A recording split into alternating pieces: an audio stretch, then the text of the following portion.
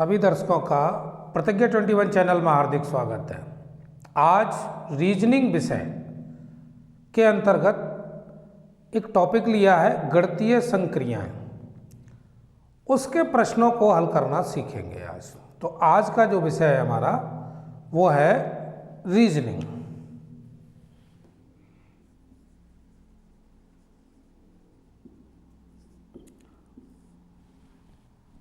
Reasoning के अंतर्गत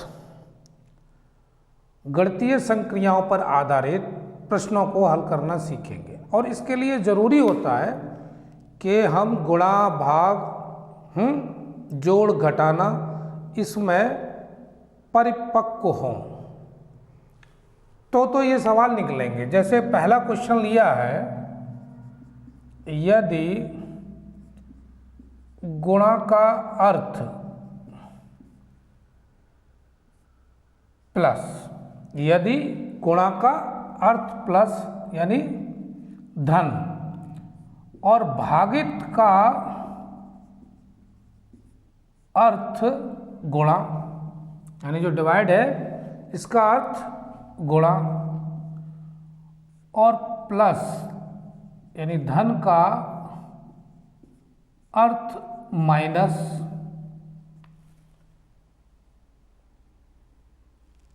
और माइनस का अर्थ भागित हो तो 24 धन 36 यानी 24 प्लस 36 माइनस 12 इंटू 8 डिवाइडेड 4 का मान ज्ञात करो। सवाल क्या है? पहला, यदि गुणा का अर्थ जो लिया है वो धन यानी प्लस और भाग का अर्थ गुणा और धन का माइनस और माइनस का भागित यानी डिवाइड हो तो इस समीकरण को हल करिए यानी इसका मान ज्ञात करिए। ऐसा सवाल रीजनिंग में कहीं ना कहीं कोई ना कोई प्रश्न बनता है, तो कैसे सॉल्व करेंगे ये देखना है।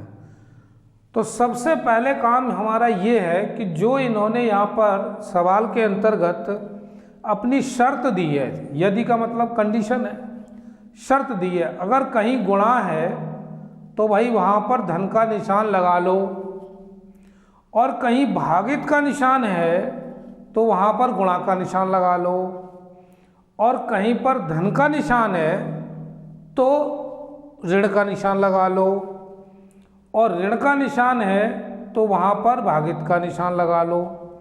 और जैसे ही इनमें आप इन निशान को लगाएंगे, ये चिन्ह जो बदलेंगे, जैसे ही चिन्ह बदलेंगे उसके बाद हमारा काम क्या होगा, इसको सरल करना। तो पहले चिन्ह बदलते हैं। देखिए 24 और यहाँ धन है और यहाँ पर जो प्लस का माइनस, वो कह रहा है प्लस का अर्थ माइनस, तो यहाँ पर लगा दो माइनस। कितना काम कर लिया। उसके बाद बोल रहा है कि माइनस यहाँ पर है और माइनस का अर्थ बोल रहा है कि भागित, तो आप भी भागित का निशान लगा लो। ठीक है।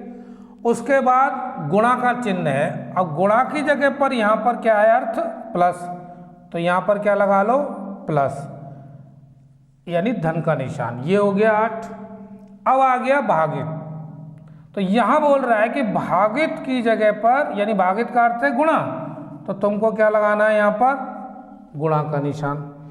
अब तक हमने सवाल में जो चिन्ह दिए थे, इसने जो शर्त दी थी, उस शर्त के आधार पर हमने इस सवाल के जो भी समीकरण के निशान थे वो बदल लिए कि भाई यहाँ पर ये भाग लगा था तो हमने गुणा लगा दिया, यहाँ गुणा का निशान था तो प्लस लगा दिया यानी धन का निशान। क्यों लगाया? क्योंकि इसने खुद कहा है कि यदि ऐसा है तो ये करिए आप। इतना कर लिया। उसके बाद अब हमारा कर्तव्य यह है कि सवाल देखने के बाद बोर्ड मास का नियम यहाँ पर लागू होता है, क्योंकि ब्रैकेट तो यहाँ है नहीं, तो सबसे पहले क्या करेंगे, यानी भाग या गुणा में से जो भी होगा उसको करेंगे, उसके बाद नंबर लेंगे प्लस का या माइनस का। तो ऐसे सवाल को हल करने के लिए हमारे पास इतना जानकारी होना अति आवश्यक है कि यहाँ पर भागित है पहले तो भाग, गुणा है तो गुणा, फिर प्लस या माइनस, इसी क्रम में इस सवाल को सरल करना शुरू करेंगे। तो यहाँ पर सबसे पहले आप देख रहे हैं भागित ये लगा हुआ है, पहले इसी को सरल करो। तो 12 का भाग जब 36 में लगाएंगे तो कितना जाएगा, 12 तिया 36। उसके बाद ये प्लस का निशान लगा ही लिया। अब वो कहता है जी भाग के बाद गुणा, नियम तो यही है गणित का, 8 का गुणा ये 4 में होना है, तो 8 चौक ये हो गया जी 32। ठीक, अब वो कहता है चाहे तो तुम प्लस कर लो या माइनस कर लो, तो एक ही बात है, 24 में से 3 चाहे तुम प्लस पहले करो या माइनस पहले करो, तो 24 में से 3 घटा दो भाई, तो कितना बचा 21 और प्लस 32। अब ये साफ साफ दिख रहे हैं कि भाई ये जुड़ रहे हैं, 21 और 32 जोड़ेंगे तो कितना आएगा 53। कितना हो गया 53, 1 और 2 जोड़ेंगे 3, 2 और 3 जोड़ेंगे तो 5, ये हो गया आंसर। अब इस सवाल से हमने एक बात जरूर ये सीखी कि भाई अगर हमने इसकी शर्त के मुताबिक अगर हमने चिन्ह बदल लिए तो फिर आंसर अपने आप डिस्को करते हुए आएगा, फिर ज़रूरत नहीं है कि ज़्यादा दिमाग लगाने की ज़रूरत यहाँ तक है कि इस सवाल में चिन्ह बदलने की कला तुम्हारे पास आनी चाहिए। तो सीखने वाली बात तो सिर्फ ये है, बाकी गुणा भाग आप पहले से ही इतना जानते हैं कि गुणा कैसे होता है, भाग कैसे होता है, जोड़ और घटाना, फिर ये सवाल निकल आएगा। तो पहला सवाल हमने रीजनिंग का लिए, ये गणितीय संक्रियाओं पर आधारित। अब दूसरा प्रश्न लेते हैं तो थोड़ा सा प्रैक्टिस और हो जाएगी। दूसरा सवाल, दूसरा प्रश्न है हमारा, यदि गुणा का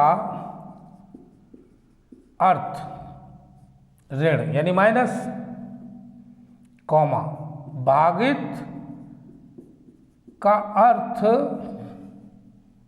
गुणा और माइनस का अर्थ यानी ऋण का अर्थ प्लस एवं प्लस का अर्थ भागित से हो तो 8 भागित 4 गुणा 2 ऋण 4 प्लस 2 बराबर क्या आएगा, यानी इसका भी मान ज्ञात करना है। अभी इससे पूर्व में सवाल में देखा था कि इसने फिर यहाँ पर एक शर्त दी है कि भाई गुणा हो तो वहाँ पर ऋण का निशान मतलब ऋण लगा देना, माइनस लगा देना, और अगर भाग कहीं लिखा हो तो उसकी जगह भाई गुणा कर देना, और अगर माइनस लिखा हो तो उसकी जगह प्लस लगा देना, और प्लस लिखा हो तो उसकी जगह भागित का निशान लगा देना। अब ये इसकी शर्त है। अब इसी शर्त को आधार बनाकर इस सवाल में हम चिन्ह को बदलेंगे। कैसे बदलेंगे, 8 अब भागित पूछा है, इसकी जगह पर हो गया गुणा और ये हो गया 4। अब ये दिया हुआ है गुणा और गुणा का अर्थ कह रहा है माइनस, तो यहाँ पर आपने माइनस लगा लिया। उसके बाद माइनस का बोल रहा है प्लस, तो ये प्लस लगा दिया। अब प्लस की जगह क्या बोल रहा है ये भागित, तो लो भागित लगा दिया। यहाँ तक आ गए। अब तक हमने चिन्ह बदल लिए। अब चिन्ह बदलने के बाद अब ये देखना है कि पहले भाग कहीं हो रहा है तो भाग करेंगे, गुणा हो रहा है तो गुणा करेंगे, और फिर उसके बाद जोड़ या घटाना। तो यहाँ पर 2 का पहले भाग हो रहा है तो क्या करेंगे, 2 दूनी 4, फिर ये 2 यहाँ लिख देंगे 8 चौक 32, उसके बाद 32 लिख देंगे। 32 में से 2 घटाएंगे कितना बचेगा 30, और 30 में 2 जोड़ेंगे तो कितना आएगा 32। इतना करने की ज़रूरत नहीं थी, यहाँ से ये कैंसिल कर देते प्लस माइनस के तो भी 32 ही आता, लेकिन मैंने आपको एक एक स्टेप करके बताया कि ये सवाल कैसे निकलेगा। अब घर पर आप प्रैक्टिस करें अगर इस सवाल की, इस तरह के जो भी प्रश्न हैं तो आज आप सीख जाएंगे। अब देखते हैं अगले प्रश्न को। अगला प्रश्न है हमारा, यदि प्लस का अर्थ भागित, ठीक है, दूसरी शर्त गुणा का अर्थ माइनस, गुणा का अर्थ माइनस कॉमा, भागित का अर्थ गुणा और माइनस का अर्थ प्लस हो तो, अब देता है समीकरण 25 + 5 गुणा 10 भागित 2 माइनस 15। क्या दिया हुआ है 25 गुणा 5, 25 + 5 गुणा 10 भागित 2 और फिर इसमें ऋण का निशान लगाया है माइनस का 15। अब कहता है कि भाई इसका मान ज्ञात करो कि क्या आएगा। सवाल पूर्व की भांति उसी तरह का है जैसे 2 प्रश्नों को किया जा चुका है। तो करना क्या है, पहले कदम चिन्ह बदलने का। पहले काम क्या करेंगे, चिन्ह बदलेंगे। तो यहाँ पर प्लस लगा हुआ है तो यहाँ पर ये माइनस का निशान लगा देंगे, एक काम ये हो गया। फिर यहाँ पर गुणा दिया हुआ है तो यहाँ पर ऋण का निशान लगा देंगे, क्योंकि ये शर्त के मुताबिक कह रहा है कि गुणा की जगह पर क्या लगाएंगे माइनस। फिर भागित आया निशान ये, और भागित की जगह पर गुणा बोल रहा है तो आप यहाँ पर गुणा लगा देंगे। फिर उसके बाद माइनस की जगह पर प्लस लगाना है, और इस तरह हमने अब तक चिन्ह बदल लिए हैं। चिन्ह बदलने के बाद जैसे ही हमने चिन्ह बदले उसके बाद सवाल का स्वरूप तैयार हो गया।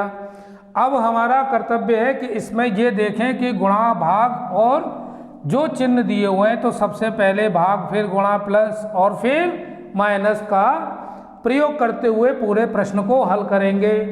5 का भाग पहले 25 में देंगे। क्यों देंगे, क्योंकि 25 यहाँ पर रूल ये है कि पहले भाग करते हैं और भाग का निशान हमारे पास मौजूद है। अगर भाग का निशान नहीं होता तो फिर हमारा दूसरा कदम होता गुणा का, तो फिर हम गुणा का चिन्ह लगाते।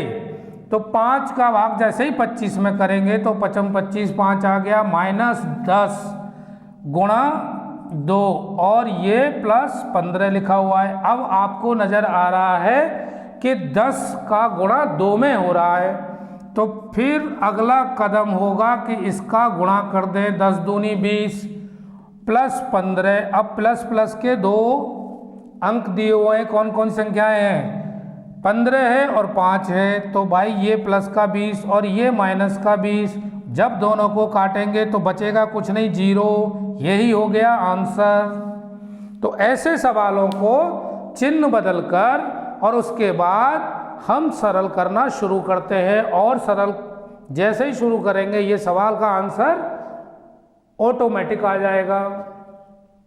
कितने सवाल सीखे हमने एक ही पैटर्न के, 3 सवाल। 3 सवाल पे चर्चा हो चुकी है। अब अगले प्रश्न की ओर बढ़ते हैं। अगला प्रश्न, यदि P = 6 और J = 4। अब इस सवाल में देखो क्या नए तरह का इसने शुरू किया है खेल के ABCD यानी अल्फ़ाबेट भी यूज हो रहे हैं। कह रहा है P बराबर 6 और J बराबर 4 और एक और दिया है L बराबर 8। P बराबर 6, J बराबर 4, L बराबर 8 और M बराबर 24 हो तो।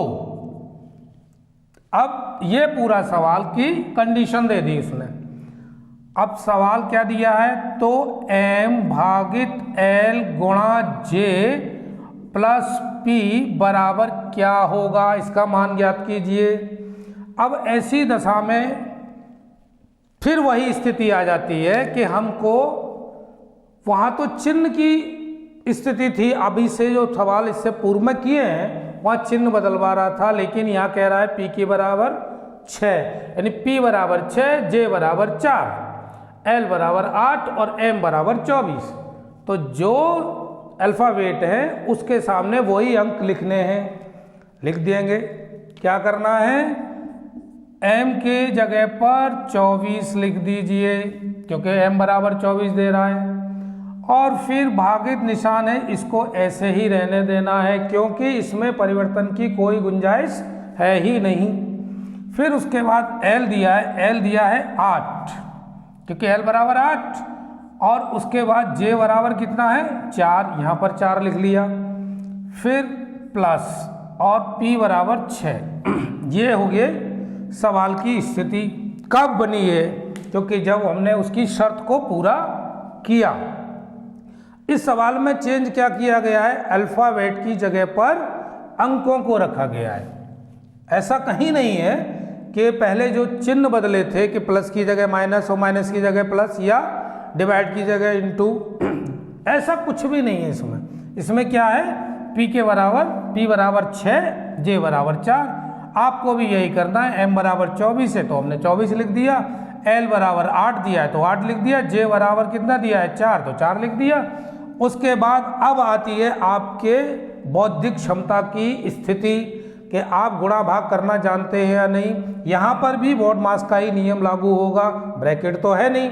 तो फिर पहले भाग, तो 8 का भाग किस में देंगे 24 में। ऐसा नहीं करना कि 8 का गुणा 4 में पहले कर लिया तो सवाल गलत हो जाएगा। 8 का भाग देंगे 24 में कितना 3 बार, 8 तिया 24, और उसके बाद गुणा का निशान है और ये अकेला 4 बचा, इसको उतार लो।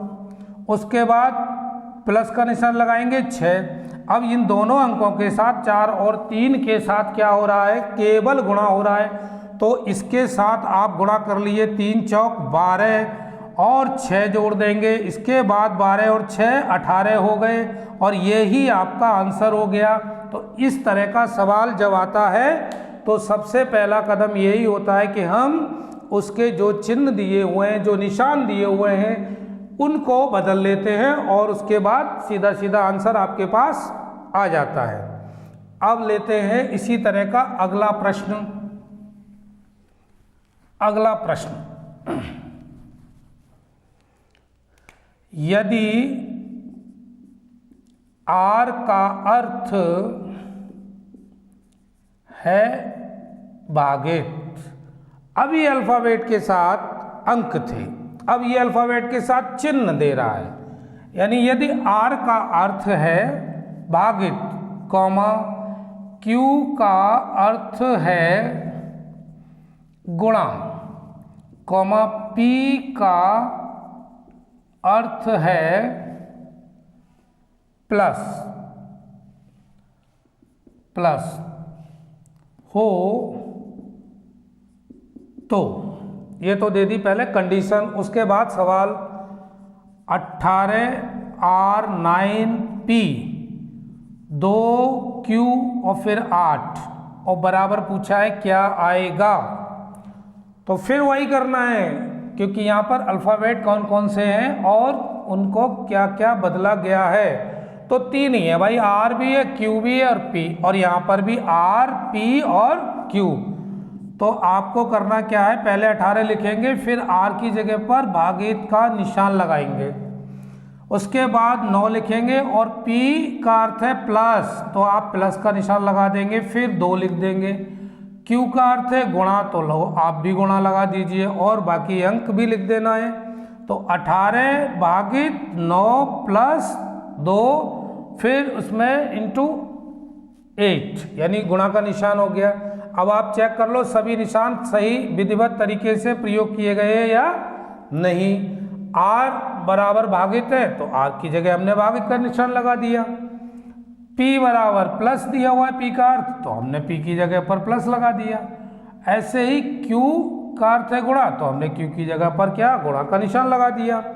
उसके बाद अब करना क्या है कि या फिर वही देखना है पहले भाग है, गुणा है या जोड़ है या घटाना है, तो पहले भाग का निशान है, भाग कर दिए। 9 का भाग लगाएंगे 18 में, 2 बार जाएगा प्लस, 9 दूनी 18 और फिर ये निशान प्लस का, फिर 2 8 16 और दोनों को जोड़ देंगे। 16 और 2 हमेशा 18 ही हुए आज तक और कुछ नहीं हुआ, तो ये आंसर हो गया 16 और 2 18। ये आपका क्लियर हो गया। तो अब तक हमने जो गणितीय संक्रियाओं पर आधारित प्रश्न हैं उन्हीं की चर्चा कर रहे हैं, उसमें 4-5 सवालों पर चर्चा हो चुकी है। अब अगला प्रश्न देखते हैं इसी प्रकार का। अगला प्रश्न है हमारा, यदि P द्वारा भागित, लो इसने सवाल ने भाषा ही बदल दी। अब ये कह रहा है P द्वारा भागित, तो मतलब तो हम यही समझेंगे P की जगह पर भागित का निशान लगाना है। यदि P द्वारा भागित और R द्वारा प्लस और T द्वारा माइनस और M द्वारा गुणा को दर्शाया गया हो, तो अब तो के बाद क्या है सवाल, 64 R 16 P 8 M 5 T 6 बराबर क्या आना है, इसका मान ज्ञात कीजिए। इस तरह का सवाल दिया हुआ है। तो कितने लेटर है यहाँ, P है, R है, T है और M है। तो यहाँ पे देख लो 1 2 3 4, T भी है, M भी है, P भी है और R भी है। अब हमारा काम क्या रह गया कि इनको बदलें। तो P की जगह पर बोल रहा है भागित, और यहाँ सबसे पहले हमारे पास है कौन, R। जो ये R बैठा है ये कहता है जी मुझे बदल दो प्लस में, क्योंकि P द्वारा R, तो लिख दे रहे हैं भैया, यहाँ पर हो गया प्लस। उसके बाद अंक से कोई छेड़खानी नहीं करनी है, क्योंकि अंक के साथ बदलाव की कहीं कोई स्थिति इस पूरे सवाल में है ही नहीं। अब P द्वारा भागित यानी P की जगह पर क्या लगा देना है, भागित का निशान, फिर ये 8 हो गया। उसके बाद बोल रहा है M द्वारा गुणा, तो M की जगह पर भाई गुणा लगा देने, फिर 5 लिख लो अगला, और T माइनस, क्योंकि T द्वारा माइनस दे रहा है। ये सवाल बन गया, ओरिजिनल फॉर्म आ गई। अब इसको सॉल्व करना है, तो इसको सॉल्व करने के लिए फिर वही विधि, अगर भागित का निशान है तो भागित का पहले सॉल्व करेंगे, फिर गुणा का हो तो गुणा करेंगे, और उसके बाद प्लस या माइनस सॉल्व करते हैं। तो आ जाइए, पहले 64 प्लस 8 का भाग लगाएंगे 16 में, तो 2 बार जाएगा। फिर ये गुणा है, इसको बेचारे को यहीं ला के रख दो जो जहाँ पर है, -6। अब अगला कदम गुणा का है, तो गुणा करना है, तो 5 दूनी 10, तो ये हो गए -6। अब 64 और 10 जोड़ लिए, और उसमें से 6 हमको क्या करेंगे, घटाने हैं। कितना हो गया अब, 64 और 10 74 हो गया। इसमें से भाई 6 घटा लेने, तो कितना बचेगा, 68 और ये ही हो गया आंसर। एक बार ठीक तरीके से अगर सवाल समझ में आ गया तो फिर जीवन में कभी जाना नहीं है, दिमाग से निकलेगा ही नहीं, क्योंकि यहाँ P बराबर भागित है तो वो लगा दिया हमने निशान, और उसके बाद जो दिया है R या प्लस है वो लगा दिया। देख देख के कर रहे हैं, इसमें कोई नया काम तो है नहीं। और गुणा भाग करने की क्षमता बस अगर है व्यक्ति में तो वो इसको सरल कर लेगा और ये सवाल निकल जाएगा। अगला प्रश्न लेते हैं। अगला प्रश्न है हमारा, देखो परीक्षा कोई भी हो, परीक्षा को हल्के से नहीं लेना है, पूरी ताकत झोंक दो। रीजनिंग हो, मैथ हो, इंग्लिश हो, हिस्ट्री हो, ज्योग्राफी हो, है ना, या पॉलिटिकल साइंस हो, जो कंपटीशन में आने वाले सब्जेक्ट हैं, टाइम टेबल बना के, लिस्ट बना के डेली स्टडी की जाए तो बहुत ही जल्दी परिणाम अच्छे ही आएंगे। और गीता में तो कहा भी गया है कि कर्म, सारी गीता कर्म पर टिकी हुई है। भगवान श्री कृष्ण ने अर्जुन को क्या उपदेश दिया? यही तो उपदेश दिया है, कर्म करो। कर्म करते समय सिर्फ कर्म रह जाए और व्यक्ति यानी फल की तरफ, फल, ये जो फल है ना, हमारा मेन ध्यान किस में रहता है? फल की तरफ 24 घंटे पढ़ते वक्त, जबकि हमारा ध्यान रहना चाहिए किधर? कर्म की तरफ। और कर्म भी कैसा होना चाहिए? अनासक्त। जब हम कर्म कर रहे हो तो कर्म और हम दो अलग अलग ना हो, बिल्कुल एक हो जाए। एक कैसे हो जाए? एक। अनासक्त कर्म का मतलब क्या है? अनासक्त कर्म का मतलब यही है कि हम फल की तरफ ध्यान न दें। किधर ध्यान दें? कर्म की तरफ, क्योंकि फल हमारे हाथ में नहीं है, रिजल्ट हमारे हाथ में नहीं है। हमारे हाथ में क्या है? कर्म। और कर्म कैसा होना चाहिए? अनासक्त। ये कौन कह रहा है? भगवान श्री कृष्ण गीता में कह रहे हैं, 3 अध्याय में यही कह रहे हैं, अनासक्त, बिल्कुल फल में आसक्ति ना हो। और जब फल में आसक्ति होती है तब व्यक्ति के कर्म प्रभावित होते हैं, क्योंकि उसका ध्यान फिर कर्म पर नहीं रहता, फिर उसका क्या रहता है? ध्यान किस पर? सीधा फल पर। तो कर्म प्रभावित होगा। तो कर्म करते समय कर्म रह जाए, यानी अगर हम पढ़ रहे हैं तो पढ़ना और हमारा अस्तित्व दोनों मिलकर एक हो जाए, सिर्फ पढ़ना हो जाए, पूरा मनोयोग से, पूरे ध्यान से तैयारी की जाए तो पूरा का पूरा जो पढ़ रहे हैं वो हमारा आत्मसात होगा, फिर हम नहीं भूलेंगे। अरे दशा तो मन की है, मन चाहे तो पढ़े, मन चंगा तो कठौती में गंगा। मन होना चाहिए, मन नहीं है, मन से तैयार नहीं है तो फिर कितना ही बढ़िया पढ़ लो या कोई कितना ही बढ़िया पढ़ा ले, होना कुछ नहीं है। तो मन से खुद भी स्टूडेंट को तैयार रहना चाहिए। अगर वो मन से तैयार है तो फिर आगे बढ़ेगा, फिर उसको कोई भी नहीं रोकेगा, यानी विधाता भी उसको नहीं रोकता है। बोलता है आओ और अपना परिणाम लेकर जाओ, क्योंकि परिणाम कौन देता है? ईश्वर। अगले सवाल की बात करते हैं। अगला प्रश्न है, यदि 4 में से 4 घटा के बराबर 17, भाई ये सवाल की फॉर्म ऐसी ही दी हुई है, सवाल यही है। यदि 4 - 4 = 17 और 6 - 6 = 37 और 2 - 2 = 5, तब 5 - 5 क्या होगा? ये बताना है आपको आंसर।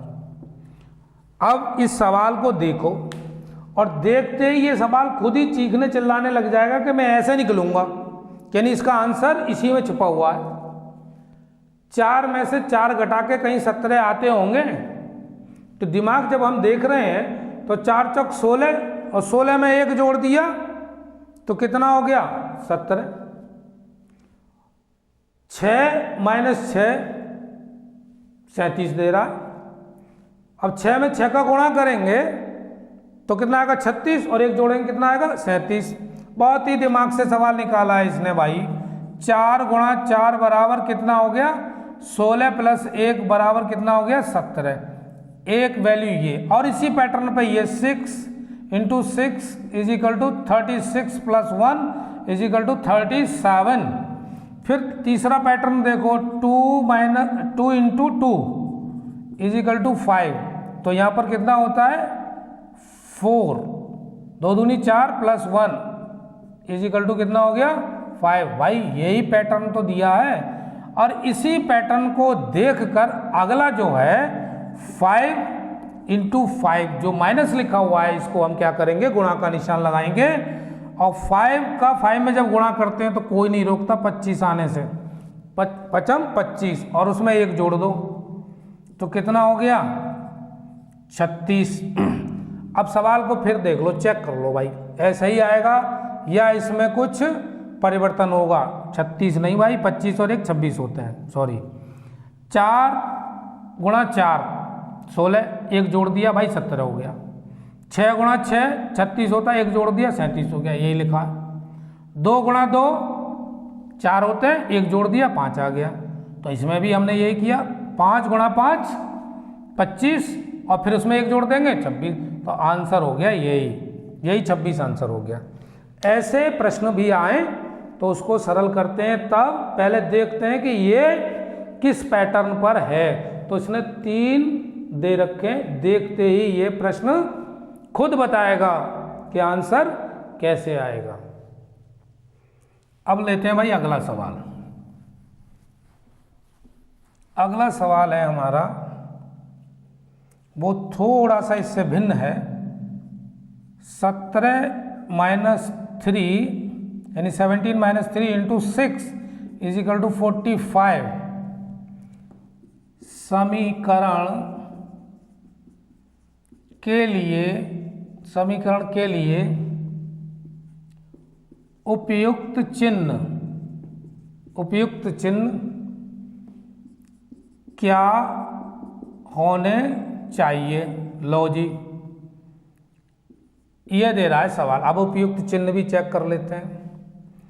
ऑप्शन ए में दे रहा है, ये क्या दे रहा है, गुणा कॉमा बराबर कॉमा माइनस, यानी पहला इंटू का निशान है, फिर इजिकल टू का है, फिर माइनस का। और बी ऑप्शन में दे रहा है ये माइनस कॉमा फिर गुणा का फिर बराबर का दे रहा है। और सी ऑप्शन में है पहले बराबर फिर कॉमा गुणा और फिर माइनस। और डी ऑप्शन में दे रहा है पहले गुणा फिर माइनस और फिर बराबर। अब हमको ये देखना है कि ये जो इक्वेशन दी है ना, अब ये जो समीकरण दी है, इस समीकरण को सॉल्व करना हो तो कैसे करेंगे, क्योंकि निशान जो है वो 4 ऑप्शन में इसने बांट के दिए हैं। अगर मैं ये पहला ऑप्शन लेता हूं तो यहां पर गुणा हो जाएगा, ठीक, 17 गुणा 3, ठीक, और उसके बाद फिर यहां पर बराबर हो जाएगा,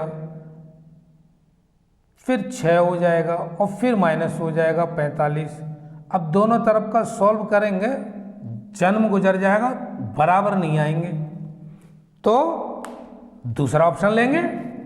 ऐसे ही हम ऑप्शन चेक करते चले जाएंगे तो इनमें कोई एक आंसर जरूर होगा। अब मान लो हमने लिया ये D, 17 minus 3 into 6 is equal to 45 और 17 में गुणा, अब अगला निशान 3 है, और सॉरी माइनस की जगह पर ये गुणा और फिर इस चिन्ह की जगह पर माइनस और फिर ये 6 लिख दिया और उसके बाद बराबर 45 लिख दिया। अब तीनों निशान आ रहे हैं ना, गुणा आ रहा है, फिर माइनस आ रहा है और फिर ये बराबर का आ रहा है। 17 3 51 हो गए, माइनस 6 बराबर 45। 51 में से 6 घटाते हैं तो हमेशा 45 आए हैं आज तक, यही हो गया। तो दोनों तरफ कितना हो गए 45 इधर 45 इधर, दोनों बराबर है, संतुष्ट हो रहा है समीकरण। तो आंसर क्या होना चाहिए आपका, ये वाला डी। तो मैंने तो आपको उदाहरण देके ये समझाया है, आपको परीक्षा में आए तो इसी तरह से करेंगे। अब लेते हैं भाई अगला प्रश्न। अगला प्रश्न है हमारा, यदि 841 बराबर 3, रीजनिंग का अगला सवाल है ये, यदि 841 बराबर 3, 633 बराबर 5, 425 बराबर 7 हो तो 217 बराबर कितना होगा, ये पूछा है इसने। अब फिर वही देखो कंडीशन आ गई, ये सवाल है, सवाल को पहले देखना है। 841 बराबर 3 दे रहा है भाई, फिर 633 बराबर 5 दे रहा है, फिर 425 बराबर 7 दे रहा है, तो कोई पैटर्न होगा, उसी विधि से ही तो निकाल रहा होगा, ऐसा थोड़ी इसके घर की मर्जी है। रीजनिंग का सवाल भी होगा तो उसका भी एक पैटर्न होगा, ऊट पटांग सवाल नहीं होगा। अब 841 बराबर 3 दिया हुआ है, 4 का भाग 8 में लगाओ, 8 भागे 4 और प्लस 1, 4 दूनी 8 प्लस 1 बराबर 3 हो गया। भाई समझ में आ गया कि 4 का भाग, यानी जो दूसरी संख्या है उसका भाग पहली में कर रहा है। इसको चेक करो, 3 का भाग 633 जो दिया है प्लस 3, यानी 3 का भाग लगाएंगे तो 2 बार और 3 जोड़ेंगे तो 5 हो गया। समझ में आ गया। जब दो कंडीशन एक जैसी आ रही तो तीसरी तो होगी 4, 2 का भाग लगाएंगे 4 में तो 2 और 2 और 5 जोड़ेंगे 7। तो आपको अगला क्या कदम उठाना है, 217 पूछा है क्या आएगा, तो 217 यानी दूसरी संख्या का भाग देना है और तीसरी संख्या जो भागफल आए उसको जोड़ देना है। तो भाई 1 का भाग 2 में देंगे तो 2 ही तो आएगा और फिर 7 जोड़ दो, लो आ गया 9, आंसर हो गया 9। तो ये 217 बराबर कितना आएगा, 9 आएगा भाई, ये आंसर हो गया। अगला प्रश्न देखते हैं। एक प्रश्न, 45 प्लस 15 बराबर 30, 17 प्लस 7 बराबर 10 हो तो 52 प्लस 25 का मान बताओ। ये हो गया रीजनिंग का अगला सवाल। 45 और 15 बराबर 30 दे रहा है, कितना अंधेर कर रहा है। अब 45 में से 15 घटाते तो 30 बचते हैं, लिख रहा है जोड़ और रिजल्ट का दे रहा घटाने का। तो तुम क्या कम पढ़ रहे हो, तुम भी यही करो। 17 और 7 बराबर 10 दे रहा है, लिख रहा है प्लस और आंसर दे रहा माइनस का। 17 में 7 घटाते तो 10 तो बचते हैं ना भाई। तो तुम्हारे साथ भी यही पैटर्न होगा क्या, कि तुम भी कह तो रहा है, यानी हाथी के दांत दिखाने के कुछ और खाने के कुछ और। तो कंडीशन क्या हो गई कि यहाँ पर ये प्लस है ना, ये प्लस का मतलब जोड़ नहीं है, साफ साफ कह रहा है प्लस का मतलब जोड़ नहीं, जोड़ मत लेना मुझे, कह रहा है घटा लो। तो 52 में से और 25 घटाएंगे तो भाई कितना बचेगा, 12 में से 5 गया 7, 4 में से 2 गया 2, 27 आंसर। ऐसे सवाल रीजनिंग में आ जाते हैं, आए हुए हैं, विगत परीक्षाओं में आए हुए हैं। अगला एक प्रश्न और लेते हैं, ठीक है ना। तो आज जो गणित की संक्रियाएं हैं वो आप घर पे सॉल्व कर लें। एक सवाल अगर आया तो हमेशा के लिए लॉक हो गया आपके पास। अब वो सवाल तुम्हारा जीवन में किसी भी परीक्षा में आए जाएगा नहीं छूट के। अब देखते हैं अगले प्रश्न को। अगला प्रश्न है, यदि गुणा का अर्थ माइनस कॉमा भागित का अर्थ प्लस कॉमा प्लस का अर्थ गुणा हो तो निम्न लिखित समीकरण का मान ज्ञात करो।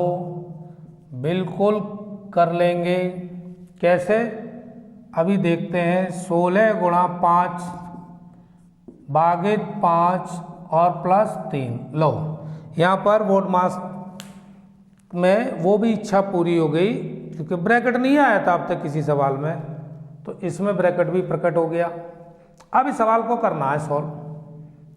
कह रहा है गुणा का अर्थ है माइनस, तुम भी गुणा की जगह माइनस का निशान लगा ही दो। लग गया। भागित का अर्थ है प्लस, बिल्कुल लगाएंगे। लो, प्लस लग गया, भागित की जगह प्लस लग गया। और कह रहा है प्लस की जगह गुणा, लो गुणा लग गया। सारे हो गए। अब नियम तो बोर्ड मास का यही था कि पहले ब्रैकेट को सॉल्व करेंगे। अब ब्रैकेट में तो बहुत ही साधारण सी स्थिति है, सीधा सीधा घटाना ही है, जटिल प्रश्न नहीं है ये। 16 में से 5 घटाएंगे तो हमेशा 11 ही आए हैं। उसके बाद 5 का ये और गुणा ये, अब यहाँ साफ दिखाई दे रहा है। 5 या 15, लो जी गुणा कर लिया, 15 हो गए जी। अब तो बिल्कुल क्या है, प्लस ही तो होना है। 11 और 15 जोड़ने हैं, और 11 और 15 जोड़ेंगे तो भाई 26 ही आएंगे। ये भी हो गया आंसर। इस तरह का सवाल और उसका आंसर ये। तो ऐसे प्रश्नों में केवल हमने ये सीखा कि भाई पहले चिन्ह बदल लेते हैं, उसके बाद बोर्ड मास का नियम देखते हैं, उसमें गुणा भाग ब्रैकेट प्लस माइनस, और आप समझ ही रहे हैं, उसके हिसाब से इसको सॉल्व कर लेते हैं और ये प्रश्न हल हो जाता है। तो आज की क्लास भाई यहीं तक छोड़ते हैं। उसके बाद मिलते हैं फिर कल किसी नए टॉपिक के साथ। तब तक यूं ही जुड़े रहिए, ठीक है। अपना ध्यान रखिए, स्वस्थ रहिए, मस्त रहिए। धन्यवाद।